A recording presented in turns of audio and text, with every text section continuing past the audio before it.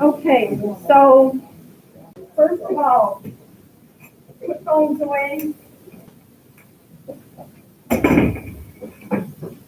I looked ahead at the calendar. I don't know if you looked at the calendar that was posted, but it looks like we will be able to get through chapter 6 and get to our exam before the winter break. Okay, so I think that's good news that we will be able to. Once we get through chapter 6, we'll take the chapter 6 test. We'll have a couple days to review for the exam. You'll take the exam and you will have nothing in the background for the 2 weeks that you have off.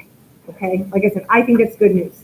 And then when we come back, we'll have 6 more chapters to get through, and then we should be in good shape to get some good review time for the AP exam in the spring.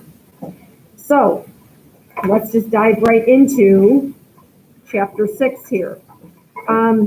I forgot to put the vocab and tech page with the notes, which I normally do, so it got put at the beginning of, there's several handouts, so I just put it at the beginning of the handout page. A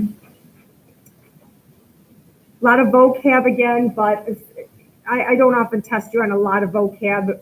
Chapter 4 we did, but not this one. You will notice that there's a couple of things that you're going to need to know how to use on your calculator, but we'll go through those as we get to them. So chapter 6 is on something called a random variable.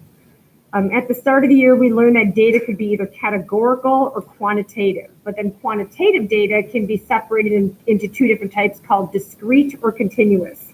And most of you had me for Algebra 2, and I actually talked about discrete and continuous data back then. And one of the things I did back in Algebra 2 is I talked about discrete data. I said you graphed just with dots. You didn't connect the dots.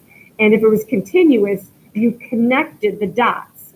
And it's the same idea here if you think about it, because discrete data is data that literally is very distinct, okay? And what I have here is this is the graph of if you roll a pair of dice. You could get anything from a 2 through a 12. You either get a 2 or a 3 or a 4. There's no such thing as getting a 2.4, for example, okay? So that would be discrete data. But when you get to things like heights and weights, temperatures, then all of a sudden we get into continuous data, because now if something, whatever this is, I don't have labels on this, but whatever the 4 is, says there are no gaps between the bars. So you could have a 4 or a 4.1 or a 4.992, okay? So when you have things like this where it can be any value along this x-axis, okay, that's continuous data. When the outcomes of a statistical experiment are numerical, we can use a variable to represent possible values of those outcomes. That variable is called a random variable. Now, you don't realize that I've been doing this with you now for a while since we were doing simulations. I started using things like let x equal the number of people we expect to show up for a flight. Okay, I actually was trying to set you up for the notation for random variables. So I'm going to start with discrete random variables. A discrete random variable x takes on a fixed set of possible values with clear gaps between. And this example actually came from an old AP exam. And you'll notice it's another airline example, like the simulation we did a week or so ago. Airlines routinely overbook flights because they expect a certain number of no-shows. An airline runs a 5 p.m. commuter flight from Washington, D.C. to New York City on a plane that only holds 38 passengers. Past experience has shown that if 41 tickets are sold, so they purposely oversell, then the probability distribution for the number of people who actually show up, X, is as follows. So you would start by saying X stands for the number of people who show up. That's our random variable. So their data has shown that sometimes as few as 36 people show up, sometimes as many as all 41 people show up. But this is the probability of each thing happening. So to be honest, these first couple of questions are really nothing new. What is the probability that all passengers will get a seat? Well, the seat only holds 38 passengers. the probability that everyone gets a seat, it means we are trying to have the probability that all are seated. But if we rewrite that in terms of a random variable, we would be saying that's the probability that X is either equal to 36, or X is equal to 37, or X is equal to 38. Because as soon as X is equal to something else, they're not getting a seat. And we learned in the last unit that the word or generally implies addition. So all we have to do here is add up the probabilities that 36 people show up, so 46%, added to the probability that 37 show up, 30%, added to the probability that all 38 show up, 16%, and what is that, 76, 92. Now, can you also see how you could have used a complement on that? It might have been faster. Instead of saying, well, what's the probability that they all get a seat? I could have done the probability that they don't all get a seat, because those numbers might have been easier to add. That's 8%, and then you can do the complement, okay? Now, given that not all passenger seats are filled on the flight, what is the probability that only 36? So in notation, what is the probability that 36 show up, given that not all seats are filled? So if not all seats are filled, how many people are we talking about? Only 36 or 37. So X equals 36 or X equals 37. That's an X, believe it or not. And this now becomes a conditional probability, like we learned about in the last unit. And the conditional probability formula says the given goes at the bottom, and the probability that 36 show up is 46%, added to the probability that 37 show up, 30%. And as I talked about several times with the conditional probability, is the numerator is often one chunk of the denominator. So my denominator is the sum of these two, but out of those, I want the probability that exactly 36 show up. So this comes out to be 46% over 76%, which I have is 0.605, or at least approximately. Now it says, without graphing, it is clear that this distribution will be right skewed. If I were to graph this right here, I can see that I would have to label these bars. There would be 1, 2, 3, 4, 5, 6 separate bars. And the first bar is going to be 46% tall, then 30% tall, and it's going to be a right skew. Okay, about how many passengers might be expected to show up on average. And one of the things I'm going to say on the next page is, if I'm trying to talk about how many people I expect to show up, well, obviously I expect between 36 and 41, and smack dab in the middle would be 38 and a half. But based on these probabilities, this is much more likely. To be honest, if I had to guess, I'd say I'm expecting about 37. When I look at this, I would say about 37. If that would be my guess, approximately 37 people.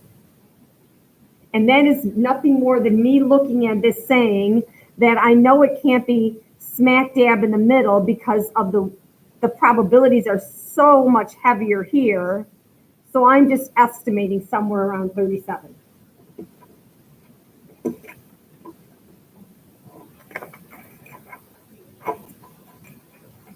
So if you actually want to calculate and not just estimate like I did, you actually have to calculate a weighted mean. And the weighting is based on the probabilities. And I said here on this formula is provided on your AP page. Okay, they will give you this formula. They won't tell you how to use it. They won't tell you when to use it. They just give you this formula. So all the different values are what they call the x sub 1, x sub 2, x sub 3. So in the example we just did, it would have gone up to x sub 6 because there were 6 different values. And then the probabilities of each. What you're going to do is you're going to multiply every value times its probability. So every value gets multiplied times its probability. And then after you multiply those together, you're going to add those all up. That's what the sigma tells you to do. Okay. Now we'll come back and look at the one from the previous page. But what I'm going to do is do a couple of examples of roulette here. So the mean of a random variable represents what is expected to happen over the long run. So it is also referred to as expected value, which is why they often use E of X. So we have mu sub x or E of x mean the same thing. It's the overall expected value for a random variable. It's the mean in the long run. So example 2A, on an American roulette wheel, there are 38 slots numbered 1 to 36, and then there's a 0 and a double 0. Half the slots from 1 to 36 are red, and the other half are black. So in other words, there's 18 red and there are 18 black around the wheel, but the 0 and double 0 slots are green. Okay, so you have 18 red, you have 18 black, and 2 green around the wheel. Have you guys ever seen a roulette wheel? Okay. Suppose a player places a simple $1 bet on red. If the ball lands on red, the player wins. So they get their original dollar back, and they get an additional $1 for winning the bet. But if the ball lands in a different color, black or green, the player loses the dollar bet to the casino. I have defined the random variable x as the net gain from a single $1 bet on red. Now, you got to be careful on this because it's been defined as the net gain. So first I'm saying let's create a probability distribution. So X stands for the net gain. And then we're going to need the probability of whatever could happen. Okay, so what could happen? Well, obviously I could win when I play roulette. How much do I win if I win a round of roulette? You actually only win $1. Your net gain is only a positive 1. Okay, you put the dollar on the wheel or on the table. If you win, they give you your dollar back and then they give you $1 more. So that's your net gain. The dollar that you laid on the table, they just give it back to you. So that's like a wash. But you then gain an additional $1. Now, if you lose, that dollar that you laid on the table, it's gone. They take it. So you could lose $1. That's really all that can happen. If you win, you're $1 richer. If you lose, you're $1 poorer. But then there's the probability. Okay. What is the probability that you win? Well, you either have to bet red or black. Okay, so if you bet red, there are 18 red out of how many slots?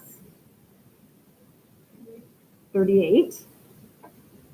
Okay, so if you bet red, there's 18 ways to win, but how many ways are there to lose? 20. And that's where the casino makes their money. That little edge, that slightly higher probability of the loss. Okay, you feel like red and black, oh, it's almost the same. Yeah, it is almost the same. But those 2 extra slots of green always puts it in favor that you're going to lose. Okay, now, could you win if you play once or twice? Of course you could. But in the long run, what would happen? Well, the expected value for your net gain, also known as mu sub x, you take the value of positive 1 and you multiply by its probability of 18 over 38, and you add that to the value of negative 1 multiplied by its probability of 20 over 38. So in other words, you get 18/38 minus 20/38, which is negative 2/38, which comes out to be negative 0.053. Now, I know it's dollars because what my X was defined as, that was my net gain. So this was measured in dollars. I either gained $1 or I lost $1. You have to understand that this answer is always finding the mean of your X's. Now you might look at that and say, that doesn't seem like much. You're right, it doesn't. What this says is in the long run, it doesn't mean you can ever lose a nickel on a game, but in the long run, if you play this game for a really long time, in the long run, on average, you will have lost about a nickel per game.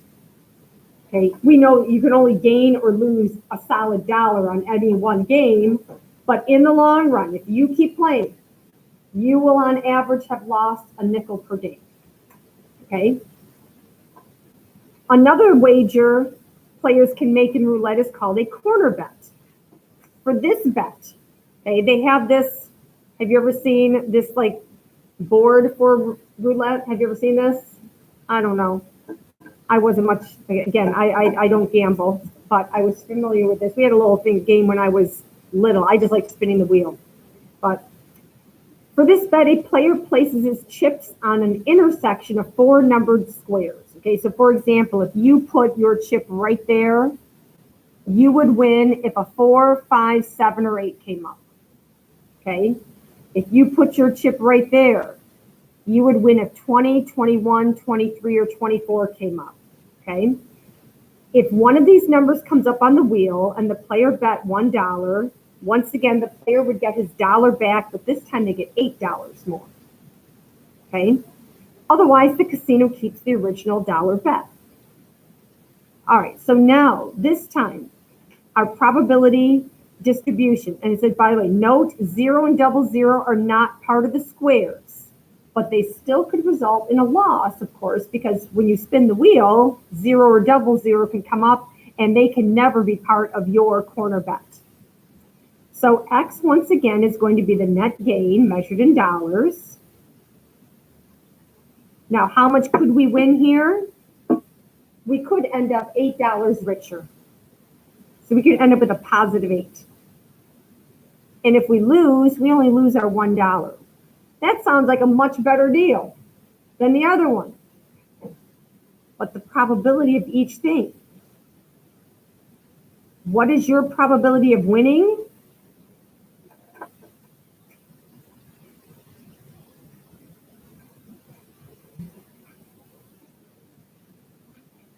You place your, it's called a corner bet because you could win from any of the 4 corners. So you could win 4 ways out of 38. So sure, positive 8 versus positive 1, but back here you have 18 out of 38 that you could win. Now you only have 4 out of 38 that you could win. So you have a much larger win if you do win, but your chances are much smaller. And if you only have 4 out of 38 ways to win, you have 34 out of 38 ways to lose. And so now your expected value, your mu sub x, it's now going to be 8 times 4 over 38 added to negative 1 times 34 out of 38, which ends up being 32 out of 38, added to negative 34 out of 38, and the answer comes out to be the exact same thing. In fact, is every roulette game that's out there, I believe they all have the same expected value. They have them all worked out so they all end up to be, in the long run, you will lose on average about a nickel per game.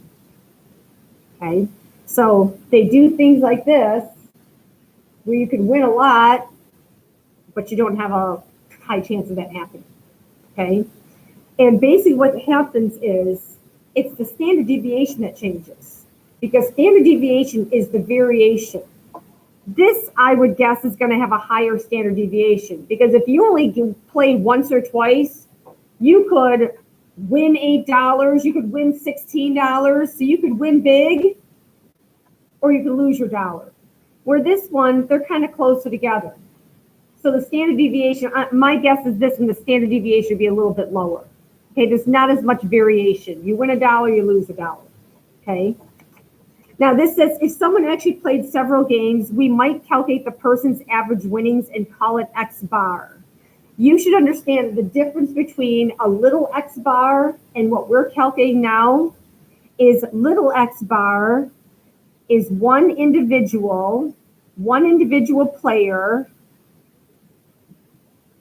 and they play multiple rounds. So on average, what are they doing?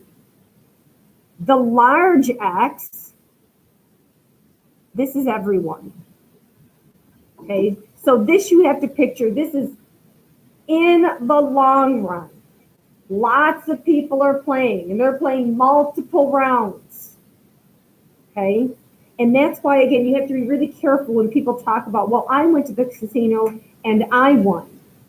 Yes, you did, but you understand that all those machines, all their games, there is not one game out there that is set up that in the long run, we become the winners, okay? They wouldn't be able to run a business, okay? All right, so I do say here, that's kind of where the first part of the homework would be, but I am gonna start on the next page, which is gonna get us thinking about standard deviation, okay? On the roulette examples, both expected values were nearly the same. In fact, all bets in roulette have the same expected values, but the bets have different standard deviations. Red-black bets have the lower standard deviations, while bets on numbers have the highest. We do need to learn how to calculate standard deviation for a random variable. So what I'm going to do is, instead of, we could use those same numbers that we had in the roulette, but I decided to give us some basic numbers, more just simple numbers to work with here. So let's say in somebody's wallet, they have 3 $1 bills, they have 4 $5 bills, 2 $10 bills, and they have a 20. Okay, so find the mean dollar amount that they have in their wallet. Okay, mean dollar per bill. Okay, so I could look at this and I could say, even without looking at this, what is smack dab in between 20 and 1? You would say about $10 is kind of midway, okay? But when you look at this, do you see how they have more low bills than high bills? So on average, I think each bill is actually worth a little bit less than $10, okay? Now we can figure that out by doing a weighted mean. Is we could say that the dollar bills, there are 3 of those. So there's $3 there. The $5 bills, there are 4 of those. So there's $20 there. The $10 bills, there are 2 of those. There's another $20. The $20 bills, there's only 1 of those, but that's another $20. So altogether, how much money do they have? $20, $40, $63. But if I want the mean dollar per bill, how many bills are there? There are $3 bills, there are 4 $5, there are 2 $10 bills. There's a total of 10 bills in that person's wallet. So on average, everyone is worth about $6.30.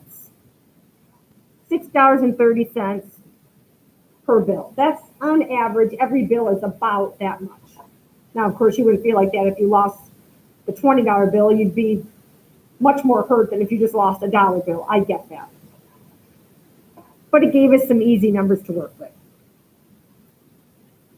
This would be what we would call the expected value, or mu sub x. Okay, mu sub x. If x equals the value of the bill, the mean value of bills is $6.30. That's how you calculate E of x or mu sub x. We want to figure out how to do the standard deviation. So I'm going to go back to the old table method that we used back in Algebra 2, and we used back in probably Chapter 1 of this class. For x, if the value of the bill was $1, there were 3 of those. I'm going to put that 3 times. X minus x bar. All right, so $1 minus $6.30 would be negative $5.30. So that'll be the same for all of these. Okay, the $5 bills, there were 4 of them. And now if I do that value minus the mean, 5 minus 6.3 is negative 1.3. There were 2 $10 bills. So 10 minus 6.3 is 3.7. And there is 1 $20 bill, and 20 minus 6.3 would be 1370. Now, do you remember what you get if you add this column up?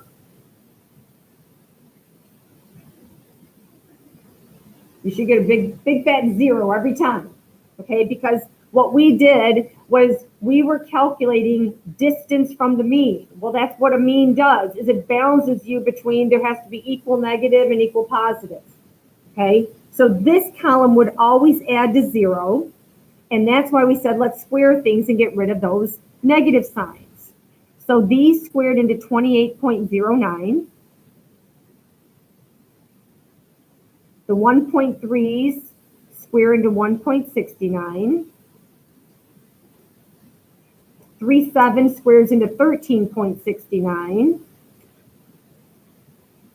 And the 13.7 squares into 187.69. And this goes back to when we talked about that the mean and the standard deviation, that they were non-resistant, okay? You only had one $20 bill in your wallet, okay? You only had one $20 bill, but look how much impact it's going to have on your variance and standard deviation, because it was so far from the mean that when we subtracted, it was huge, and then we squared it, it got huger. And now this column, if you add up all of these numbers right here, I have that adds up to 306.1. If you take that sum, that 306.1, and you divide by your n size. Now your n size here was 10 because there were 10 bills. We had 10 values in this column. So the variance is 30.61.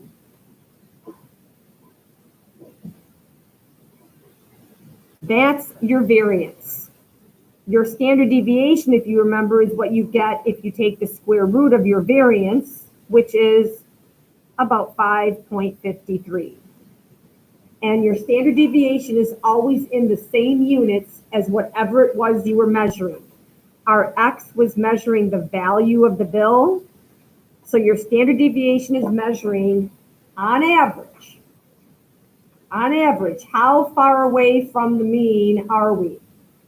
Every bill, if I just randomly pick a bill, on average, it will be about $5.53 away from the mean of 6.30, okay?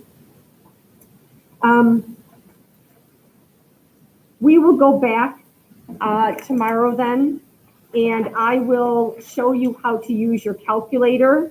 This is the formula for standard deviation. This is exactly what we just did, okay? Believe it or not, even though we didn't do anything with probabilities yet. What I'll do tomorrow is I'm going to show you how we're going to take that old table and apply it to our new situation of random variables with our probabilities, okay? But I will stop there just because it's a logical place to stop.